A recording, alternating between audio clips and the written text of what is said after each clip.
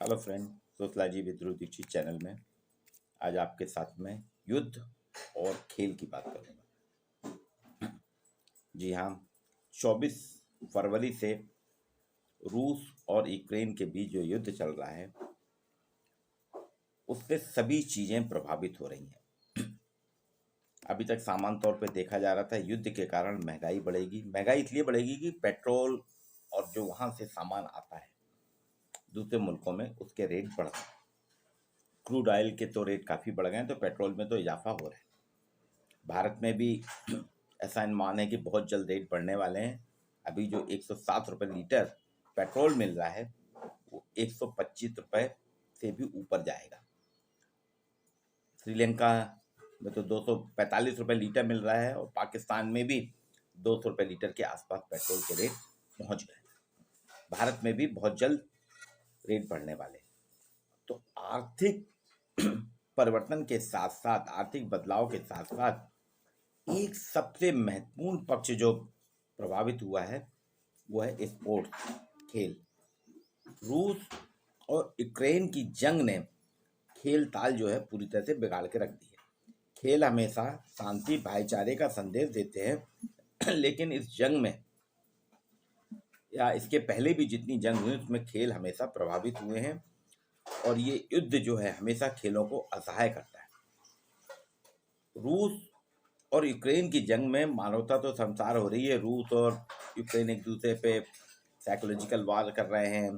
खिलाड़ियों को भी खिलाड़ी भी प्रभावित हो रहे हैं। वो खेलने प्रैक्टिस करने नहीं जा पा रहे हैं। बच्चे प्रभावित हो रहे हैं, उनकी पढ़ाई बंद हो रही है। युद्ध के माहौल में जी रहे हैं। लेकिन युद्ध खत्म होने के बाद भी सबसे ज़्यादा प्रभावित होएगा खेल। यूक्रेन और रूस में दो खेल बहुत महत्वपूर्ण है, टेनिस और शतरंज। यहाँ के लोकप्रिय खेल है टेनिस बहुत, शतरंज। गैरी कास्पारोव को तो हम सभी जानते हैं, लंबे समय तक शतरंज के वर्ल्ड चैंपियन रहे। उसे फिर भारत के आनंद ने ही हराया था। अब वापसी में एक लंबा समय लगेगा। खेल में खिलाड़ियों को अपने उसमें वापस आने में बहुत लंबा समय रहेगा। एक भी खिलाड़ी जंग का समर्थन नहीं कर रहे, यहाँ तक कि रशिया के खिलाड़ी भी जंग का समर्थन नहीं कर रहे हैं। रशिया के भी बहुत एक से एक टेनिस प्लेयर आए हैं और शतरंज के यूक्रेन ने भी दिए। यूक्रेन और रूस के युद्ध के पहले ही कई खेल संगठनों ने कई आयोजनों पे टूर्नामेंट पे रोक लगा दी है। यूईएफए ने चैंपियंस लीग के फाइनल को रूस के जो सेंट पीटर्सबर्ग में हो रहा था उसे पेरिस में स्थानांतरित कर दिया। पोलैंड के फुटबॉल एसोसिएशन ने रूस के खिलाफ आवेदन किया कि विश्व पात्रता मुकाबला में नहीं खेलेगा। तो रूस को धीरे धीरे जैसे और प्रतिबंध हो रहे हैं, सबसे शर्मनाक है कि खिलाड़ियों पे भी प्रतिबंध लगाया गया, जबकि खिलाड़ी अभी भी रशियन खिलाड़ी जो हैं, रूस के खिलाड़ी जो हैं, वो जंग के खिलाफ है। टेनिस और शतरंज के दिग्गज खिलाड़ी जो हैं सबसे ज़्यादा परेशान हैं। कई खिलाड़ी तो टूर्नामेंट में भाग ही नहीं ले पाए क्योंकि जंग में हैं तो बाहर भी नहीं जा पा रहे, वो अभ्यास भी नहीं कर पा रहे हैं। ठीक यही स्थिति प्रथम विश्व युद्ध और द्वितीय विश्व युद्ध के दौरान हुई थी। तब ओलंपिक खेल जो है आयोजित नहीं हुए थे। ओलंपिक खेल भी रोक दिए गए थे, प्रथम विश्व युद्ध में भी और द्वितीय विश्व युद्ध के समय भी। जहां जहां युद्ध लड़े गए वहां वहां खेल को सुचारू करने में एक लंबा समय लगता है। सेकेंड वर्ल्ड वॉर जब हुआ था तो जापान के खिलाड़ियों को उभरने में एक लंबा समय लग गया था। ठीक यही स्थिति यूक्रेन के साथ होगी। यूक्रेन को अभी भी लगता है कि एक दशक से ज़्यादा समय लग जाएगा उभरने में, वहाँ के खिलाड़ियों को भी होने में। जितना यूक्रेन के खेल जितने प्रभावित हो रहे हैं, रूस के खेल भी उतने प्रभावित हो रहे हैं। कई देशों ने तो कह दिया कि हम रूस के साथ संबंध नहीं रखेंगे, तो वो खेलने से भी इनकार कर सकते हैं और आने वाले ओलंपिक में हो सकता है इसकी छाया देखने को मिले, विश्व कप में इसकी छाया देखने को मिले। ओलंपिक में बहिष्कार देखने को मिला है। इस प्रकार के बहिष्कार जब होते हैं तो उससे खेल क्या है, अपने वास्तविकता को खो देता है, जबकि खेल हमेशा शांति और भाईचारे का संदेश देता है।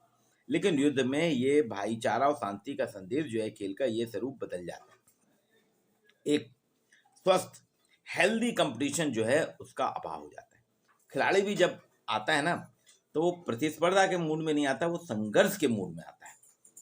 खेल ना होकर वो ऐसा लगता है कि ये खेल ना होकर वे किसी जंग में किसी पक्ष की सेना का एक अंग बन जाते हैं। जंग जब भी होती है, युद्ध जब भी होता है, तो अपने स्तर पे हम कुछ भी नहीं कर पाते। पूरी तरह से हर व्यक्ति असहाय नजर आता है। और खेल और खिलाड़ी अपने स्तर पर जंग रोकने का हालांकि प्रयास कर रहे हैं, लेकिन उनको अभी कोई सफलता नहीं मिली।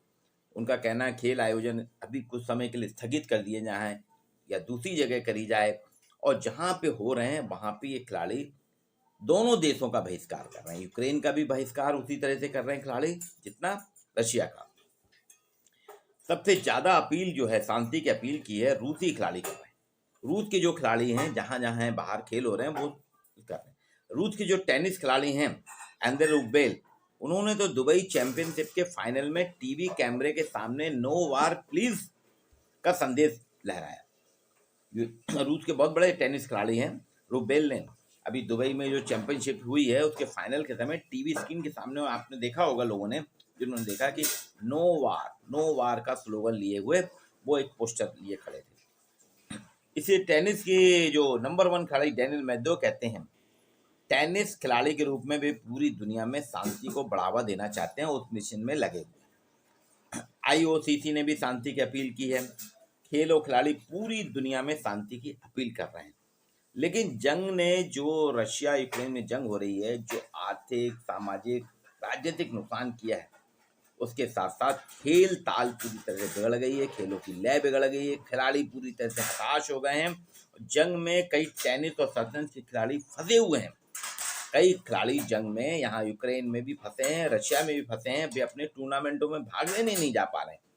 तो सबसे ज़्यादा आप देखेंगे खेल भी, जिसके बारे में हम नहीं सोच रहे थे, लेकिन खेल की ताल बिगड़ गई है, खेल पूरी तरह से निष्क्रिय हो गया। खेल में जो शांति और भाईचारे का संदेश था वो अब समाप्त हो गया है। हालांकि खिलाड़ी अभी भी भाईचारे की बात कर रहे हैं, शांति की बात कर रहे हैं, लेकिन जब ये युद्ध समाप्त होगा उसके एक लंबे समय तक खेल जगत भी इससे अछूता नहीं रहेगा। तो ये होते हैं दुष्परिणाम। खेल जैसा पक्ष जो है, जो कि भाईचारे और प्रतिस्पर्धा की बात करता था, अब उसमें संघर्ष शामिल हो गया। तो आज आपके साथ मैंने चर्चा करी युद्ध के क्या क्या दुष्परिणाम हो सकते हैं। उसमें सबसे बड़ा दुष्परिणाम हो रहा है खिलाड़ियों पे। खिलाड़ियों की नैसर्गिक क्षमता खत्म हो रही है, खिलाड़ी घर में बंद पड़े हैं, खिलाड़ी अभ्यास नहीं कर पा रहे हैं, खिलाड़ियों में जो प्रतिस्पर्धा की बात है वो संघर्ष में कन्वर्ट होती जा रही है, जो एक दुखदायी